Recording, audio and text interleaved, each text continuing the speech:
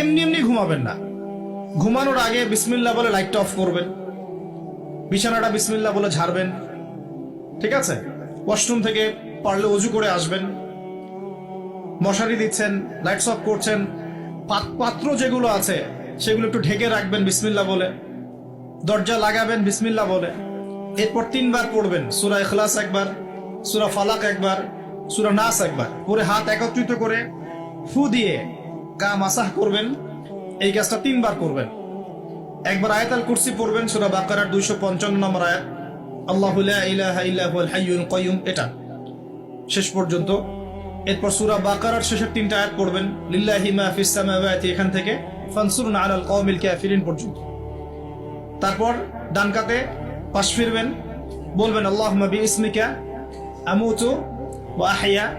হাত নিবেন, হাতে গুনতে থাকবেন সুবহানাল্লাহ সুবহানাল্লাহ সুবহানাল্লাহ 33 বার, আলহামদুলিল্লাহ আলহামদুলিল্লাহ আলহামদুলিল্লাহ 33 বার, আল্লাহু আকবার আল্লাহু আকবার আল্লাহু আকবার 34 বার। ঘুমিয়ে যাবেন। এখন যদি আপনি 6 ঘন্টা ঘুমান, আপনি নবী সাল্লাল্লাহু আলাইহি ওয়াসাল্লামের সুন্নত অনুযায়ী ঘুমিয়েছেন, প্রত্যেক ঘন্টা ঘুমানোর জন্য আল্লাহ আপনাকে নেকি দিবে ইনশাআল্লাহ। এমনি ঘুমালে নেকি হতো না, রেস্ট নেওয়া হতো। আমি একজন ব্যক্তিত্বের কথা বলছি যার প্রতিটা কাজ অনুসরণ করলে ইনশাআল্লাহ জানা অনুযায়ী আমলটা হয়ে যাবে, আল্লাহর কাছে আমরা মাকবুল হব ইনশাআল্লাহ। পারা যাবে ইনশাআল্লাহ। ঘুম থেকে উঠলেন, এমনি এমনি উঠে চলে যাবেন না। উঠেন, বসেন, বসে ঘুমের ভাব দূর করেন, দূর করে বলবেন আলহামদুলিল্লাহিল্লাযী আহইয়ানা বা'দামা আমাতানা ওয়া ইলাইহিন নুশুর। এবার বাথরুমে যান। বাথরুমে গিয়েই বাথরুমে ঢুকে গান গাওয়া শুরু করবেন না। বাথরুমে ঢুকেই বাম পা দিয়ে ঢুকবেন, ঢোকার সময় বলবেন বিসমিল্লাহ আল্লাহুম্মা ইন্নী আউযু বিকা মিনাল খুবসি ওয়াল খাবাইস। বাথরুমে কিন্তু জিন শয়তান থাকে। বাথরুমে কি থাকে?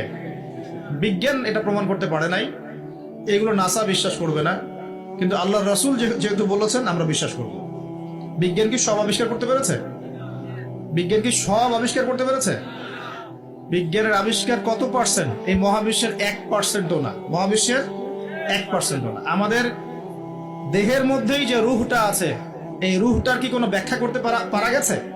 রূহটা কেমন, কঠিন না তরল না বায়াবীয়, ব্যাখ্যা করা গেছে? ইয়াসআলুনাকা আনির রূহ কুলির রূহু মিন আমরি রাব্বি ওয়া মা উতীতুম মিনাল ইলমি ইল্লা কলিলা। আল্লাহ পাক বলছেন, হে নবী, তারা তোমাকে রূহ সম্পর্কে জিজ্ঞাসা করে, আত্মা সম্পর্কে জিজ্ঞাসা করে, তুমি বলে দাও এটা তোমার রবের আদেশ মাত্র। রবের আদেশে এসেছে, আদেশেই চলে যাবে। আর এ বিষয়ে তোমাদেরকে বেশি জ্ঞান দেয়া হয় নাই।